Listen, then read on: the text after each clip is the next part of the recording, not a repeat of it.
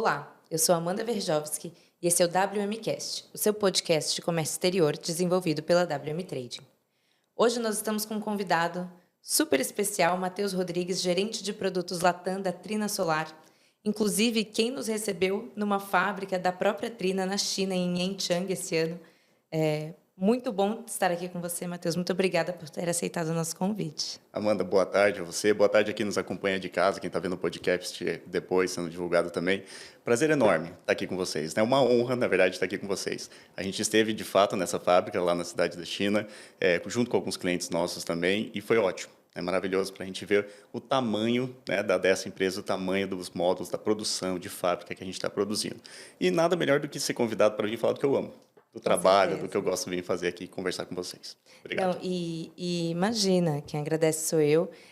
Foi um prazer poder conhecer a fábrica, poder conhecer toda a capacidade produtiva da Trina, todo o processo, né, desde as máquinas, desde a célula, a montagem dos painéis, as diferenças entre os tipos. Então, foi realmente muito enriquecedor. Certo.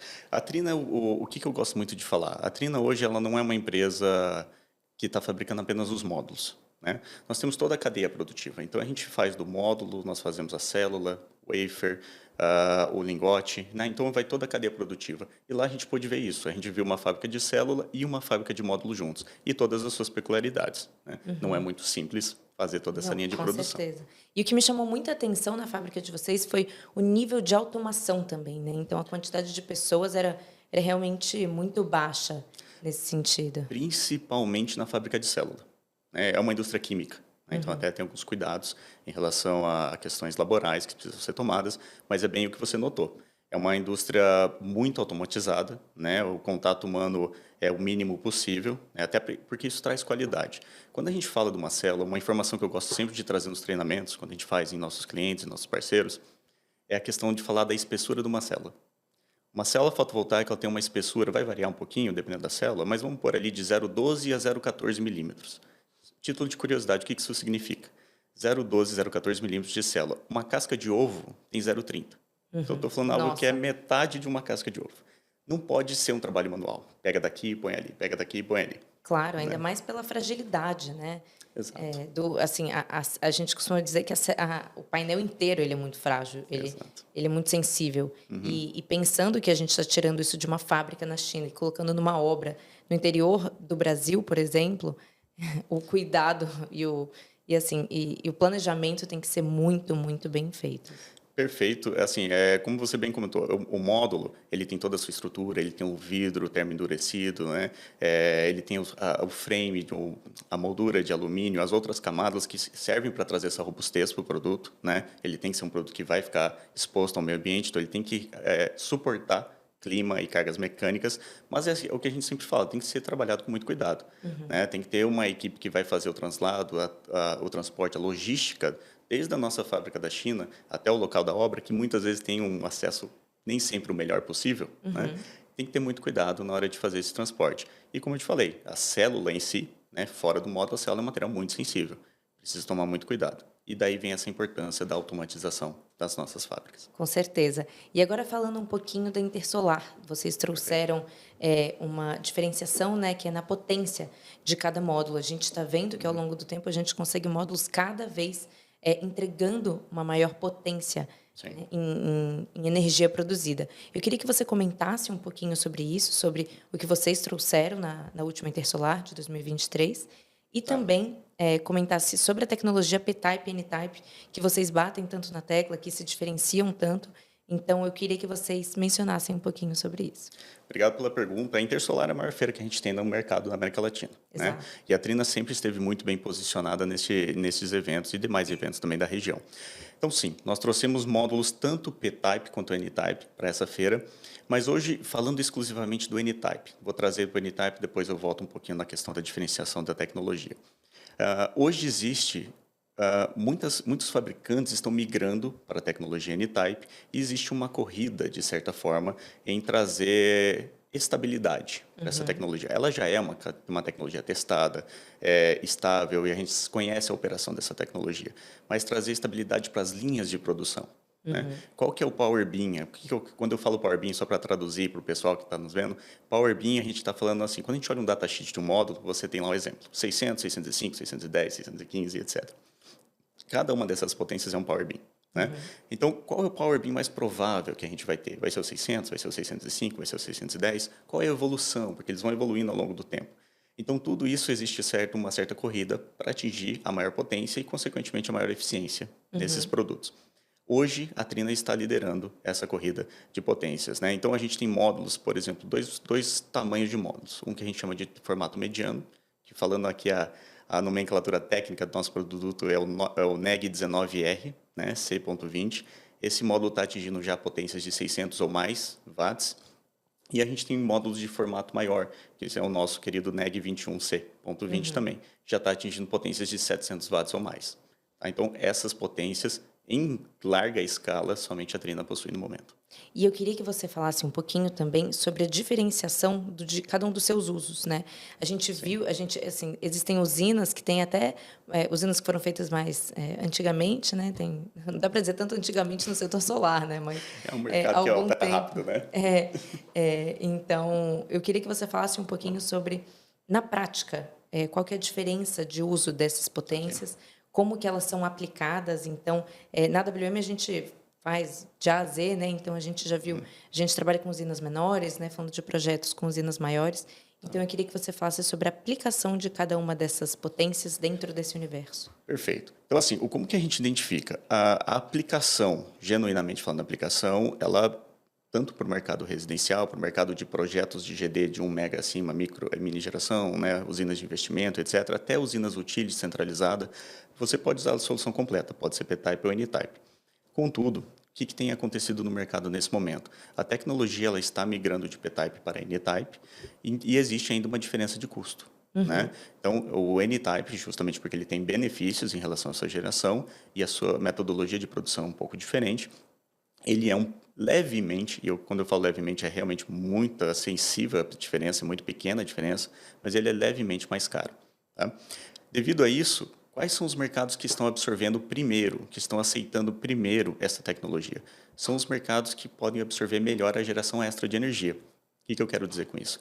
Mercados de geração centralizada, mercados que estão dedicados ao mercado livre de energia, porque eles podem vender essa energia. Então, qualquer excedente, qualquer geração a mais é muito positiva. Eu vejo o retorno na hora.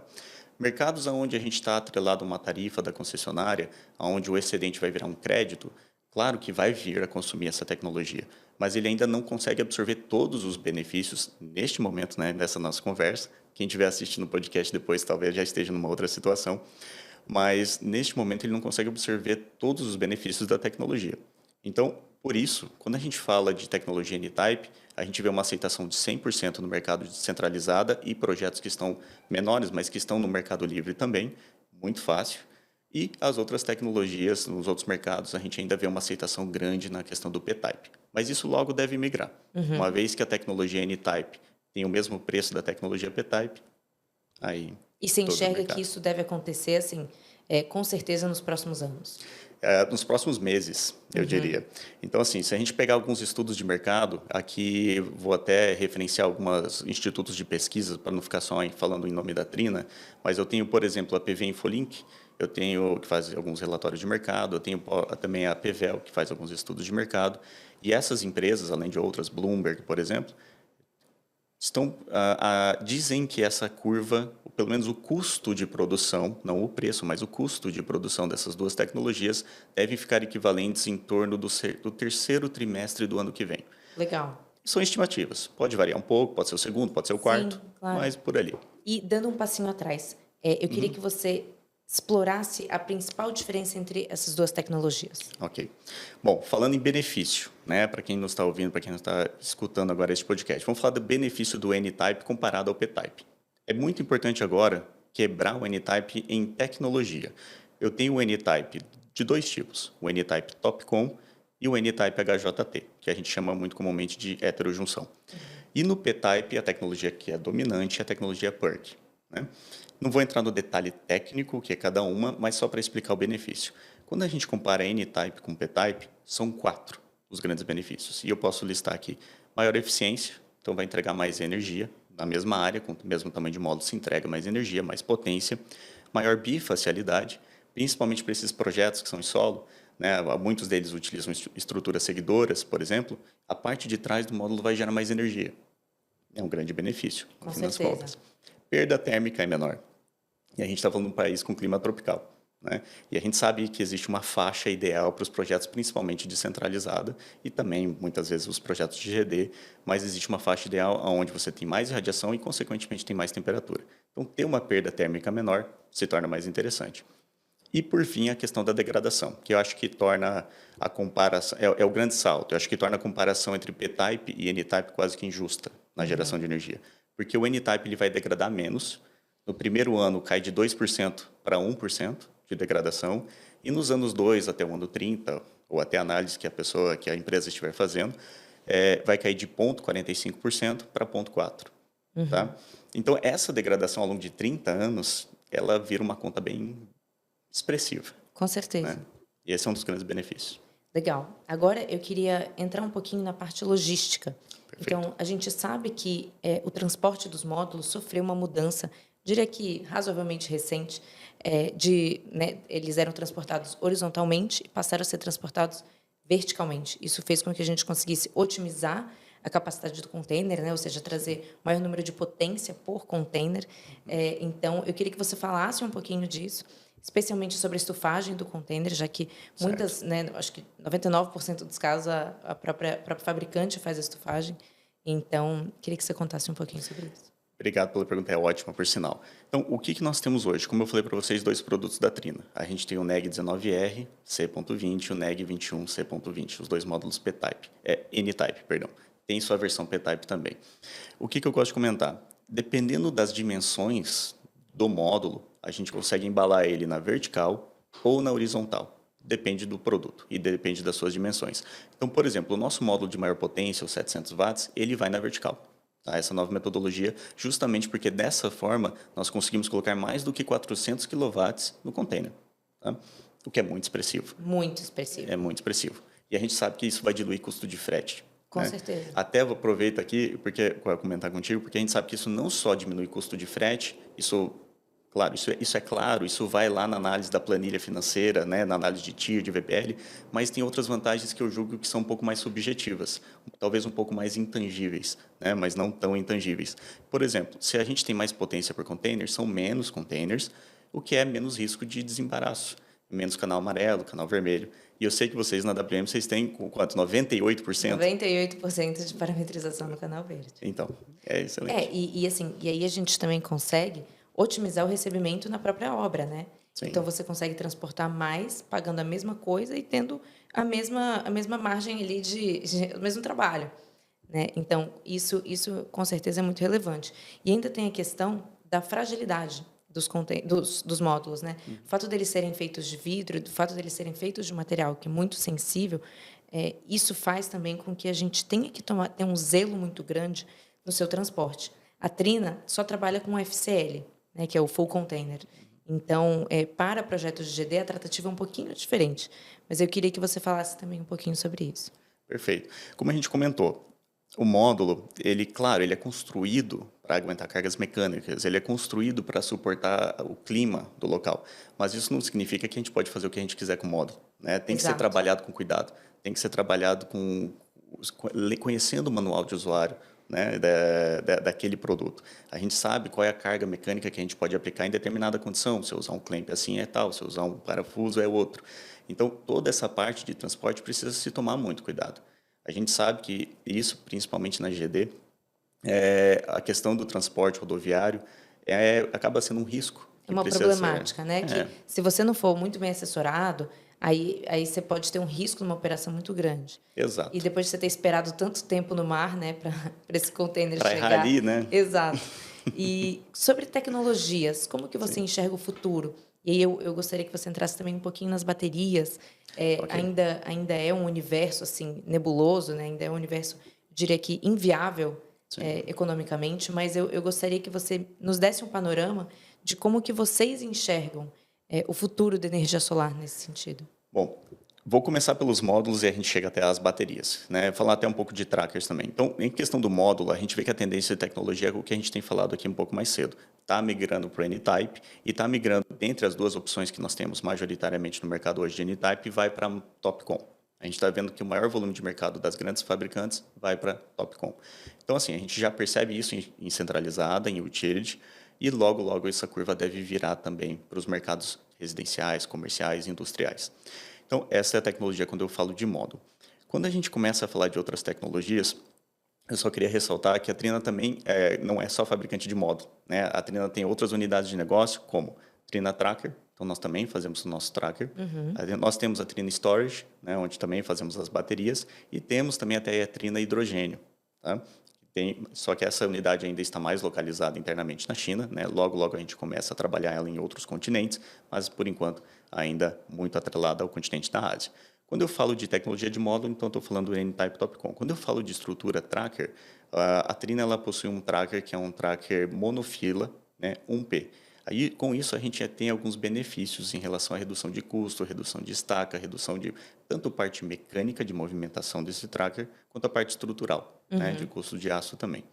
E aí, trazendo agora para o tópico da questão do storage, como a gente tem essa unidade de negócio e ela está vindo para a América Latina, agora também, né, nós estamos trazendo os nossos produtos para a América Latina, a gente acredita que existem mercados já muito atraentes para storage. Vou ressaltar aqui, por exemplo, o mercado do Chile. É um mercado que já tem consumido muito storage, principalmente o storage, eu estou falando de utility, aqueles que são containers de baterias, né? É o que a gente chama de BESS, né? Sistema de armazenamento de energia. E no Brasil tem eu vou dizer assim, uma demanda retraída, só esperando questões de regulamentação. Tá? A partir do momento que a gente tiver uma regulamentação mais clara a respeito do que a gente pode fazer com as baterias, né, as aplicações estiverem validadas, a gente aguarda a ANEEL, o EPE, o ONS, enfim, os órgãos competentes do governo para fazer esta regulação. Não tenho sombra de dúvida alguma que isso vai entrar com muita força no país. Esse é o mercado, vamos dizer assim, descentralizada de bateria. Agora vamos falar do mercado residencial, mercado GD de bateria. Também tem muito preço. Como você falou, a questão do custo hoje pode ser um gargalo, né, algo que vai ser superado. Os custos de lítio estão diminuindo bastante, os custos das A baterias gente tem estão visto, né, caindo que tem caído bastante. muito. Né? Como a gente viu nos últimos anos o silício cair no módulo, a gente vai ver o lítio cair para as baterias. E o que a gente entende muito também? Se a gente observar outros mercados, o mercado da China, o mercado da Alemanha, o mercado dos Estados Unidos, onde a gente tem um mercado de storage residencial mais trabalhado, é comum este mercado ser puxado pelo mercado de veículos elétricos. Uma vez que você começa a ter um mercado maior de veículos elétricos no seu país, a bateria residencial, o armazenamento residencial é uma consequência. Né?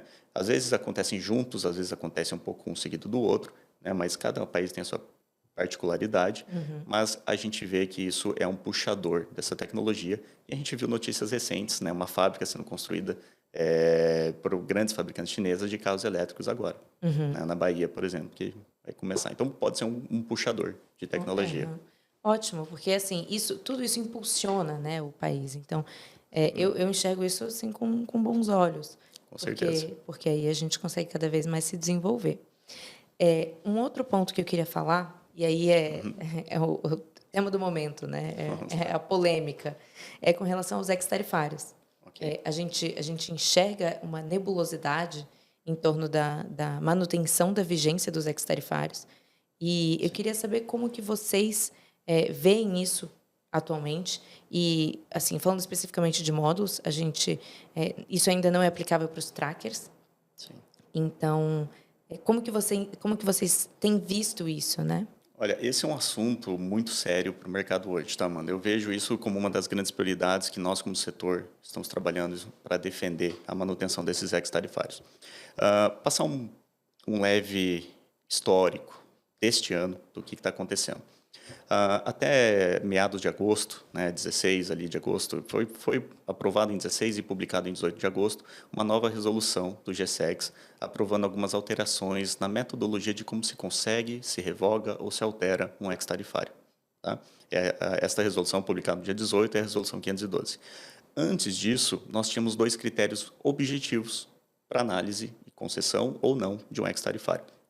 o critério técnico, que é a eficiência do produto, e o critério preço, né? Critério comercial, que é o preço do produto. Então, é um critério objetivo. Existe um número, né? Você atingir aquele número, conseguia. Não atingir aquele número, não conseguia. Simples assim. Isso, que ficava até na descrição do próprio X, né? Entrava, exatamente. Entrava lá, Era limite o CIF. próprio CIF em reais, né? Exatamente. Então, entrava, né? Quando você atingia o técnico e atingia o preço, ele entrava lá com limite CIF. Então, o que acontece? No dia 18, a gente teve a alteração dessa resolução. Esses dois critérios saíram, né? E entrou um critério novo que diz mais ou menos, resumindo aqui, que é o objetivo final do produto. Tá? E o objetivo final do produto é a geração de energia, né? Então, o que acontecia antes? Com os critérios objetivos que nós tínhamos antigamente, as empresas nacionais que nós temos, elas conseguiam bater o critério técnico, mas não no critério preço. Por isso que saíram muitos ex-tarifários com limite CIF. Ele era concedido porque não atingia o critério preço, então até tal preço nós conseguiríamos importar aquele produto sem o imposto de importação. Como teve essa alteração de regra, não importa mais se as empresas nacionais conseguem, né, atingir o critério técnico e não o critério preço. Agora não importa mais. Então as empresas nacionais começaram a fazer a revogação em massa dos ex-tarifários que nós temos de mercado. Por exemplo, hoje nós temos vigentes mais de 800 ex-tarifários. Cada um é um produto diferente. Né? Desses mais de 800, quase que 100%, somente 30 ex-tarifários, que não foram, mas quase 100% dos ex-tarifários foram contestados. Importante dizer aqui só, para não criar também nenhum achismo, né, é muito importante a gente tomar cuidado com as palavras nesse momento. Uma vez que ele é contestado, não significa que ele é revogado. Claro. Né? Ele significa que ele está sendo analisado pelo governo, tá, nesse momento. Existe um prazo para o governo analisar. Este prazo, conforme a resolução 512, está escrito nessa resolução, esse prazo ele já passou do período máximo. Tá? Então, ainda continua em análise do governo, mas o governo tem, nos últimos meses, vamos dizer assim, jogado para o mês seguinte. Então, por exemplo, a gente esperava uma atualização em agosto. Né? Saiu essa reunião, o governo tem uma reunião mensal, né? Uma vez por mês se reúne para falar de assuntos como esse, não exclusivamente de X de módulo, mas de assuntos como esse. Esperávamos a atualização em agosto, não aconteceu, falamos, vamos esperar em setembro. Teve a reunião de setembro, não aconteceu, esperamos em outubro. De novo, não aconteceu, vamos ver o que acontece agora em novembro. A reunião está marcada, a reunião de novembro, para o dia 10. Se não me engano, é sexta-feira da semana que vem. Legal. E, assim, nesse sentido, a gente recebe muitas perguntas, né? Por isso que o debate, eu enxergo ele como muito rico. Porque, assim, a gente não pode ter nenhuma certeza, mas é claro que a gente tem que se preparar para qualquer mudança que venha a ocorrer. E, de novo, nenhuma mudança acontece do dia para a noite. Né? Toda mudança, especialmente de tarifas, ela contém um prazo para que ela passe a ser válida. Então, nada também vai acontecer do dia para a noite, e amanhã minha carga está no mar e amanhã eu já perdi. Não, também não assim. Eu imagino que vocês devam receber telefonemas e perguntas o tempo inteiro, né? A respeito, vai alterar, não vai alterar. Amanhã, não, qual que é o líquido agora, né? Não, calma. Sem dúvida. E aí, por último, eu gostaria que você falasse um pouquinho das principais dúvidas que os clientes da Trina têm. E aí você pode dividir da maneira como você quiser, projetos, ou então geração distribuída, às vezes distribuidores, ou outros públicos, né, outros projetos que você enxergue que sejam aplicáveis. É realmente um momento para você contar um pouquinho e é um espaço aberto para você falar do que você quiser. Obrigado, Amanda. Bom, vamos lá. Eu vou tocar alguns pontos aqui que eu acho que são bem importantes e sérios também. Uma das principais perguntas, e não só perguntas, mas necessidades que a gente identifica em mercado hoje, é o tema qualidade. A gente sabe que tem muito produto no mercado hoje. Na própria Intersolar desse ano, 2023, nós mapeamos quantos fabricantes de módulos tinham nessa Intersolar. Eram mais de 70. Né? Mais de 70 fabricantes de módulo fotovoltaico. E aí, no meio, né, dessa turma toda, vamos dizer assim, quantas fábricas estão entregando produtos de fato com qualidade? Né? De fato, atendendo todas as normas de EC, todas as normas de Inmetro, né, para importar esse produto para o nosso país. Então, esse acho que é um ponto muito importante.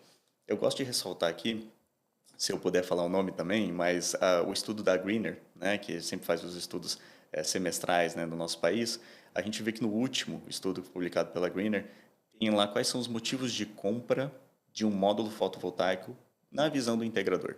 Tá? O primeiro que vem é qualidade, não é preço. Preço é o segundo, né? A gente sabe que preço é extremamente importante. Mas o primeiro que vem é qualidade. Então, no meio de todas essas 70, como que a gente analisa a qualidade? É isso que eu gosto de ressaltar, o que a gente conversou um pouquinho no começo, né, da nossa conversa aqui. É ter uma empresa que tenha capacidade de produção completa, verticalizada, tá? Não só de módulo. Quando a gente fala que a Trina ela tem 95 GB de capacidade de produção de módulo, muito legal, mostra o tamanho, né, é uma empresa muito grande. Mas isso por si só não quer dizer muita coisa. O que eu acho que é mais importante? Além de produzir 95 GB de módulo, são 75 de célula, são 50 de wafer, é polissilício. O que isso importa? Nós temos controle de qualidade em todos os elos da cadeia. Né? É diferente de quem produz somente o módulo. Ele tem a qualidade do módulo, com certeza, e ele tem até a qualidade do insumo que ele compra. Por exemplo, a célula. Mas depois, né, ou melhor, antes, né, no wafer, no lingote, no polissilício, ele não vai conseguir aplicar esse filtro. Né? Ele não vai conseguir colocar o seu crivo de qualidade. Então, é muito importante saber que você está comprando uma empresa que está, de fato, entregando qualidade. Uma prática que a gente tem dentro da Trina, e isso serve para todos os nossos clientes, seja utility, seja distribuição, seja projetos, né, de geração distribuída, mini ou micro geração, nós entregamos 100% dos relatórios de flash test do nosso produto. Comprou com a Trina, quer pedir um flash test, comprei há 5 anos atrás, há 4 anos atrás, está armazenado. Pode pedir, nós temos o flash test. Então, a gente consegue provar que o módulo saiu, sim, com qualidade e 100% operando da fábrica. Isso é muito Entregando a importante. potência que ele diz que entrega, né, de fato. Exato. A gente faz o Procel, né? Por exemplo, eu vou citar um exemplo aqui. A gente tira Procel para os nossos módulos e no Procel a gente precisa enviar a amostra, né, para alguns laboratórios que nós temos no país e eles atestam a entrega de potência. Eu vou te dar um exemplo que isso foi literalmente ontem. Eu tive um relatório de teste de um módulo que a gente enviou para obtenção do Procel. É um módulo de 655 watts. Nós enviamos 2 amostras, né? Eu tenho o relatório, isso aqui é totalmente aberto. 2 amostras de 655 watts. Uma delas saiu com 658,64 e a outra saiu com 660,3. Tá até acima, né? Então, assim, atesta de fato a potência gerada, né? Sim, você realmente está recebendo a potência que você comprou, de fato. Né? Não, excelente. Matheus, obrigada por ter topado. Foi ótimo poder escutar, poder saber sobre perspectivas, entender um pouquinho mais da tecnologia, compartilhar isso com todos os nossos ouvintes. A WM é sua parceira, a gente tem N projetos juntos e que a gente siga assim por muitos e muitos anos. Sem dúvida, Amanda. Muito obrigado a você, todo o pessoal da WM. A gente tem um lançamento de longa data já. E como você falou, vários e vários megawatts, né? Talvez gigas, né? Vamos dizer aqui, já no país. Então é um prazer trabalhar. Bastante coisa junto. Muito obrigado. Imagina, obrigada a você e obrigada a você também, ouvinte. Se você tiver qualquer dúvida e quiser entrar em contato com o Matheus ou então quiser mandar para a gente por e-mail, nosso e-mail é wmcast@wmtrading.com.br. Muito obrigada.